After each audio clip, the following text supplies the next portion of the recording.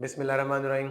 Student first year chemistry से आज हम चैप्टर नंबर 3 का जो टॉपिक हम पढ़ने जा रहे हैं वो है Dalton's law of partial pressure. Student, Dalton law of partial pressure very easy topic. ये पेपर में ये लॉन्ग में आ सकता है क्योंकि अगर चैप्टर नंबर 3 से थ्योरी का लॉन्ग आना है तो this will be an important long question for board point of view. Student, इसको समझने के लिए ना मैंने एक बड़ी आसान सी एक एग्जांपल यहाँ पे लिखी हुई है। आप जरा उस एग्जांपल को समझें। फर्ज करें मेरे पास ये एक सिलेंडर है और इस सिलेंडर में मेरे पास तीन गैसेज हैं। हाइड्रोजन, जिसको मैंने गैस वन बोला। दूसरी गैस कौन सी है? मीथेन। तीसरी गैस कौन सी है? ऑक्सीजन। स्टूडेंट, फर्ज करें कि ये मेरे पास तीनों गैसेज एक ही सिलेंडर में मौजूद हैं और ये तीनों गैसेज आपस में एक दूसरे के साथ रिएक्ट नहीं करती। यानी कि ये मेरे पास जो मिक्सचर है ये mixture of non reacting gases का मिक्सचर है। ठीक है। अच्छा, ये नॉन रिएक्टिंग गैसेस का मिक्सचर होना जरूरी है क्योंकि अगर रिएक्ट कर जाएंगी फिर तो तीनों रिएक्ट करके कोई नया कंपाउंड बना लेंगी, फिर वो मिक्सचर तो नहीं रहेगा। तो हम इसको मिक्सचर बोल रहे हैं, इसीलिए बोल रहे हैं क्योंकि तीनों गैसेस एक दूसरे से रिएक्ट करके कोई नया कंपाउंड नहीं बना रही। तो नॉन रिएक्टिंग गैसेस का हमने मालूम करना है पार्शियल प्रेशर। सुनो, ये पार्शियल प्रेशर क्या होता है ये मैंने डेफिनेशन यहाँ पे लिखी है। ये आपको समझ में आ जाएगा कि किसी भी मिक्सचर ऑफ गैसेस में किसी एक गैस का इंडिविजुअल जो प्रेशर होगा वो हमेशा पार्शियल प्रेशर ही होगा। पार्शियल का मतलब होता है जुजवी तौर पर, इनकम्प्लीट, हाफ, अधूरा। तो हम किसी नॉन रिएक्टिंग गैसेस के मिक्सचर में किसी गैस का जो है वो पार्शियल प्रेशर ही क्यों मालूम करते हैं? क्योंकि मिक्सचर के अंदर रहते हुए आप किसी गैस का पार्शियल प्रेशर ही मालूम कर सकते हो, क्योंकि वहां पे वो जो प्रेशर पोजेस कर रहा है वो उसका पार्शियल प्रेशर ही होगा। ठीक है। तो अच्छा, अब फर्ज कर ले हाइड्रोजन का पार्शियल प्रेशर है P1, मीथेन का पार्शियल प्रेशर फर्ज कर ले है P2 और ऑक्सीजन का पार्शियल प्रेशर है P3। तो स्टूडेंट, डाल्टन्स लॉ ये कहता है कि इस पूरे मिक्सचर का जो प्रेशर होगा जिसे मैं Pt बोल रहा हूं वो इन तीनों गैसेस के जो इंडिविजुअल पार्शियल प्रेशर्स हैं उसके सम के इक्वल होगा। यानी P1 P2 P3 इनके सम के इक्वल होगा, जो कि यहाँ पे मैंने लिखा हुआ है। P1 P2 और P3 इनका सम लिया वो किसके इक्वल है? वो Pt के इक्वल है। यानी मिक्सचर का टोटल जो प्रेशर होगा वो इन नॉन रिएक्टिंग गैसेस के पार्शियल प्रेशर के सम के इक्वल है। स्टूडेंट, यही है डाल्टन्स लॉ। बस आगे सिर्फ इसकी एक्सप्लेनेशन है। डाल्टन्स लॉ यही है। ठीक है। ये मैंने पार्शियल प्रेशर की डेफिनेशन यहाँ पे लिखी हुई है, आपको हेल्पिंग बुक से भी मिल जाएगी। अच्छा, अब जरा इसको मजीद थोड़ा सा आगे लेके चलते हैं। फर्ज कर ले मेरे पास चार सिलेंडर्स हैं।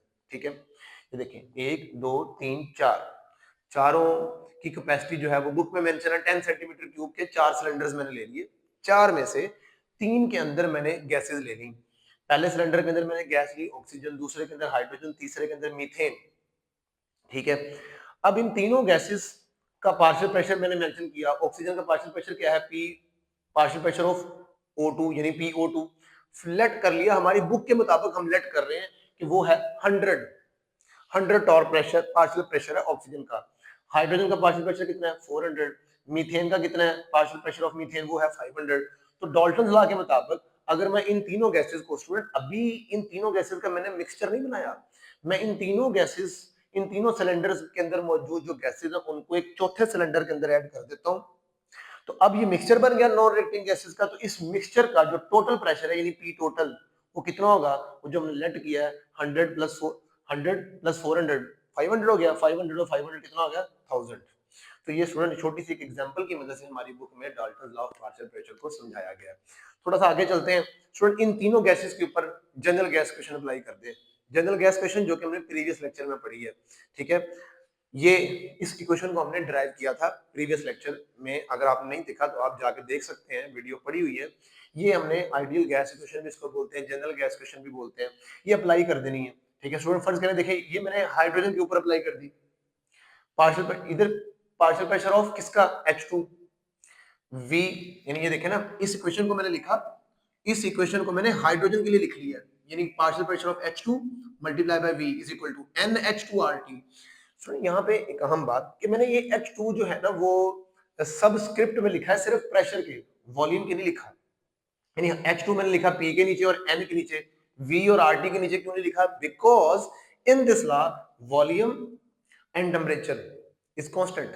वॉल्यूम कांस्टेंट है, आपको याद हो मैंने आपको कहा था आपने जो सिलेंडर्स लेने हैं वो चारों सिलेंडर्स 10 सेंटीमीटर क्यूब के ही लेने हैं, चारों का वॉल्यूम सेम होना चाहिए, वॉल्यूम यहाँ पे कांस्टेंट है। आर तो ऑलरेडी आप जानते हैं आइडियल गैस कांस्टेंट आर, तो टेम्परेचर भी यहाँ पे कांस्टेंट है। एट द सेम टेम्परेचर और सेम वॉल्यूम पर हमने ये मिक्सचर तैयार किया था, इसका मतलब ये है कि यहाँ पे वेरिएबल फिर क्या हुआ, प्रेशर और नंबर ऑफ मोल्स, बाकी तीनों तो वेरिएबल्स हैं। तो ये क्वेश्चन मैंने हाइड्रोजन पे अप्लाई की, बिल्कुल सेम, जहां जहां पे हाइड्रोजन लिखा वहां पे मैंने मीथेन लिख दिया, वहां पे फिर मैंने O2 लिख दिया, इन तीनों गैसेस के ऊपर आइडियल गैस क्वेश्चन अप्लाई कर दी, तो वो कुछ इस तरह का एक्सप्रेशन हमारे पास सामने आता है। स्टूडेंट कांस्टेंट सारे एक साइड पे कर लें, यानी कि इस वॉल्यूम को उठा के दूसरी तरफ ले जाएं RT के नीचे, कांस्टेंट सारे इकट्ठे कर रहे हैं, आर तो है ही कांस्टेंट, वॉल्यूम और टेम्परेचर भी कांस्टेंट आती है, देखें वॉल्यूम इधर इधर हो रहा है मल्टीप्लाई, तो इधर आकर क्या होगा डिवाइड, ये हमारे पास तीनों इक्वेशंस के लिए इस तरह के एक्सप्रेशंस आ जाएंगे। स्टूडेंट वेरी इंपॉर्टेंट थिंग, जो न्यू टेक्स्ट बुक है उसमें कुछ बच्चों की टेक्स्ट बुक पे हो सकता है कि उन्होंने वॉल्यूम को इधर, जैसे ये हमने किया है कि वॉल्यूम उधर मल्टीप्लाई हो रहा है, इधर इधर लाके इसको कर लिया डिवाइड, कुछ न्यू बुक्स पे टेक्स्ट बुक पे ये मिस्टेक है, वो आपने ठीक कर लेनी है कि वो वॉल्यूम को इधर नहीं लेकर आए हुए। तो ये याद रखिएगा कि वॉल्यूम यहाँ पे कांस्टेंट है, वॉल्यूम उधर से इधर इस तरफ आकर डिवाइड होगा लाजमी, जो ओल्ड बुक्स है टेक्स्ट बुक उस पर ये ठीक है, बहरहाल हेल्पिंग बुक से आप वेरीफाई इसको कंपेयर करके ठीक कर सकते हैं। स्टूडेंट अब इन तीनों एक्सप्रेशन में जरा गौर से देखिएगा, जब हम प्रोपोर्शनैलिटी को खत्म करके इक्वालिटी में आते हैं तो कांस्टेंट एक्सप्रेशन में नमूदार हो जाता है। अब हम इसका ऑपोजिट कर लें, प्रोपोर्शनैलिटी से इक्वल की तरफ आते हैं तो कांस्टेंट से मल्टीप्लाई करते हैं एक्सप्रेशन को, तो इक्वल से अगर प्रोपोर्शनैलिटी की तरफ जाना हो तो कांस्टेंट गायब करेंगे। सुनो मैं रिपीट कर रहा हूं, जरा बात बड़े तवज्जो वाली है। अगर हम प्रोपोर्शनैलिटी से इक्वल की तरफ आए तो इक्वल प्रोपोर्शनैलिटी की जगह पे इक्वल लगाते हैं, साथ कांस्टेंट भी लगाते हैं, इसका मतलब जब अगर इक्वल से प्रोपोर्शनैलिटी की तरफ जाना हो तो कांस्टेंट गायब कर देंगे। अब इन तीनों इक्वेशंस में मैं इक्वल के साइन की जगह पे प्रोपोर्शनैलिटी लगाऊंगा, लेकिन जैसे ही मैंने इक्वल की जगह पे प्रोपोर्शनैलिटी लगाया कांस्टेंट वाली टर्म क्या होगी, गायब होगी। तो स्टूडेंट ये एक्सप्रेशन हमारे पास, इस एक्सप्रेशन को अगर लफ्जों में बयान करें तो हमें समझ आ जाती है कि पार्शियल प्रेशर चाहे हाइड्रोजन का हो, चाहे मीथेन का हो, चाहे ऑक्सीजन का हो, वो डायरेक्टली प्रोपोर्शनल है किसके, उन गैसेस के नंबर ऑफ मोल्स के। ये स्टेटमेंट मैंने यहाँ पे लिखी भी है कि hence partial pressure of each gas is directly proportional to its number of moles. अच्छा स्टूडेंट, जो हमारे पास डाल्टन्स लॉ में जो अगर हम, ये तो हमने इंडिविजुअल गैसेस के ऊपर आइडियल गैस क्वेश्चन अप्लाई करके देख लिया, अब हम टोटल मिक्सचर का अगर प्रेशर निकालना चाहें तो वो कैसे निकाल सकते हैं। तो स्टूडेंट टोटल मिक्सचर के लिए ये वाला रिलेशन, ये जो PT is equal to PO2 PH2 plus CH4, ये मैंने एक्सप्रेशन यहाँ पे लिखा। इसमें अब स्टूडेंट जरा गौर करना है आपने कि जो PH2 है, पार्शियल प्रेशर ऑफ H2, इसकी वैल्यू मेरे पास अवेलेबल है, ये देखें PH2 की वैल्यू ये अवेलेबल है सारी, ठीक है।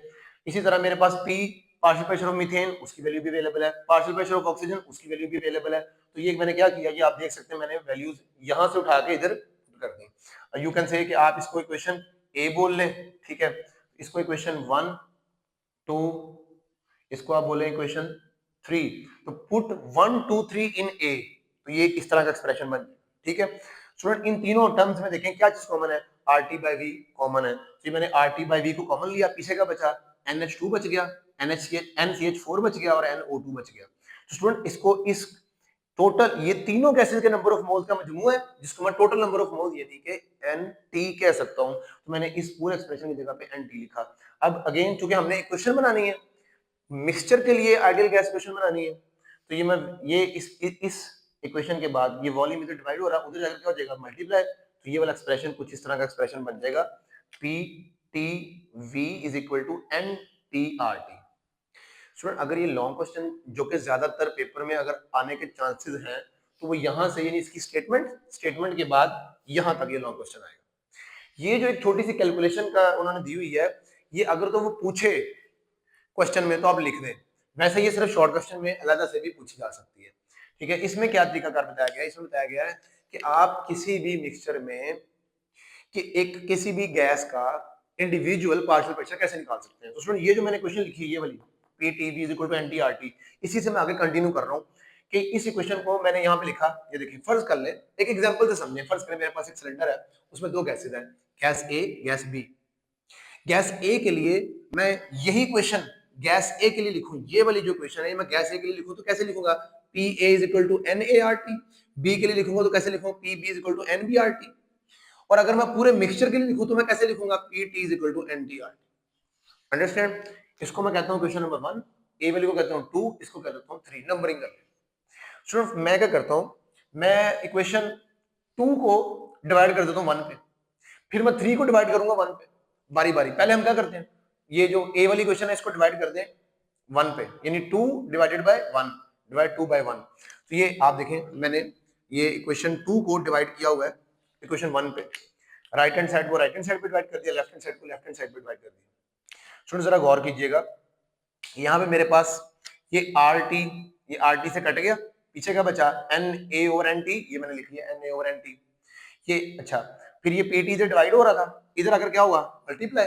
ओके स्टूडेंट जरा इस चीज पे गौर कीजिएगा, ये मेरे पास क्या है, नंबर ऑफ मोल्स ऑफ ए क्या है, इस मिक्सचर का कंपोनेंट है, यानी ए कंपोनेंट के number of mole divided by total number of moles. Student इस चीज को हम बोलते हैं मोल फ्रैक्शन, जिसको मैंने सेपरेटली यहाँ पे डिफाइन किया भी हुआ है, चैप्टर नंबर 8 में जाके आप इस चीज की डिटेल पढ़ते भी हैं। ये देखें, यही काम, ये जो रेशो आपने समझी, इसको मैंने लफ्जों में यहाँ पे लिखा हुआ है क्या, it is the number of moles of a substance, किसी एक सब्सटेंस के number of moles divided by total number of moles. तो मैंने यही किया, दोनों सब्सटेंस में से किसी भी एक सब्सटेंस ए के नंबर ऑफ मोल पे डिवाइड किया गया टोटल नंबर ऑफ मोल पे, तो इसको कहते हैं मोल फ्रैक्शन। ठीक है स्टूडेंट, यहां से मुझे याद आया कि यहां से एक बड़ा इंपॉर्टेंट शॉर्ट क्वेश्चन भी निकलता है, तो चैप्टर नंबर 9 के लिहाज से भी इंपॉर्टेंट शॉर्ट है, चैप्टर 3 के लिहाज से भी, कि किसी भी मिक्सचर में मोल फ्रैक्शन का जो मजमू है वो ऑलवेज यूनिटी होता है। ठीक है, यानी मोल फ्रैक्शन का जो मजमू है, sum of number of moles of each component present in a mixture is always unity. Why?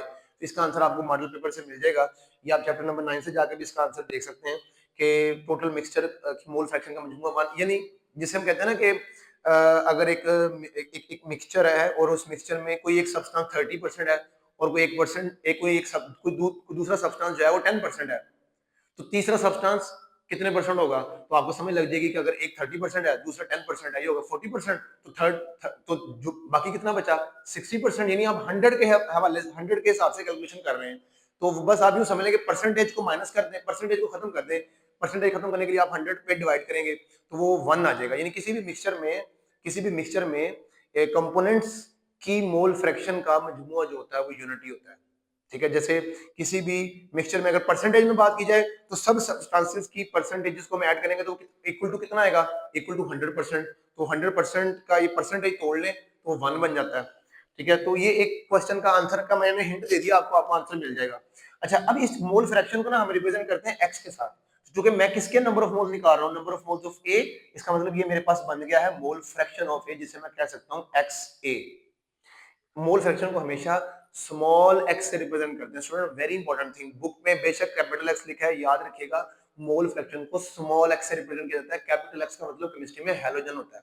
ठीक है, तो अब स्टूडेंट मेरे पास ये रिलेशन बन गया, पार्शियल प्रेशर ऑफ ए, यानी अगर मुझे इन दोनों में से ए सब्सटेंस ए गैस के लिए पार्शियल प्रेशर मालूम करना है तो मुझे क्या करना पड़ेगा, मुझे उस सब्सटेंस ए के मोल फ्रैक्शन को मिक्सचर के टोटल प्रेशर के साथ मल्टीप्लाई करना पड़ेगा। तो ये मेरे पास गैस ए के लिए पार्शियल प्रेशर निकालने का फार्मूला बन गया है। इन द सेम वे, ये मैंने 2 को डिवाइड किया था 1 पे, अगर मैं 3 को डिवाइड करता 1 पे तो मेरे पास बी के लिए रिलेशन आ जाना था। तो स्टूडेंट यहां तक ये प्रॉपर एक टोटल लॉन्ग क्वेश्चन बनता है। ठीक है, जिसमें से ये वाला जो एंड वाला पोर्शन है ये लेदर से शॉर्ट में भी आ सकता है। एक दफा बोर्ड में सवाल इस तरीके से आया था कि how we can determine the partial pressure of I gas in a mixture, यानी उसने मैंने यहाँ पे नाम दिया gas A gas B. Question इस तरह से आया था बोर्ड में कि एक मिक्सचर है उसमें गैस, उस गैस का नाम है आई, तो हम कैसे निकाल सकते हैं, उसका आंसर यही था कि हमने गैस आई के लिए इस तरह की relation P I is equal to N I R T और टोटल मिक्सचर के लिए लिख लेना था, फिर उस क्वेश्चन को इस पे डिवाइड करना था और हमारे पास इस तरह का रिलेशन बन जाना था P I is equal to X I multiply by partial pressure of total mixture. तो स्टूडेंट ये था आज का टॉपिक। आई होप कि आपको इसकी समझ आ गई होगी। फिर भी आपका कोई क्वेश्चन हो आप लोग कमेंट्स में क्वेश्चन करके पूछ सकते हैं या आप राब्ता करके क्वेश्चन पूछ सकते हैं। होप सो कि जो चीज मैं आप तक पहुंचाना चाह रहा था वो पहुंच चुकी होगी, आपको थोड़ी बहुत ना हो मिल गई होगी इस टॉपिक की। अल्लाह हाफिज।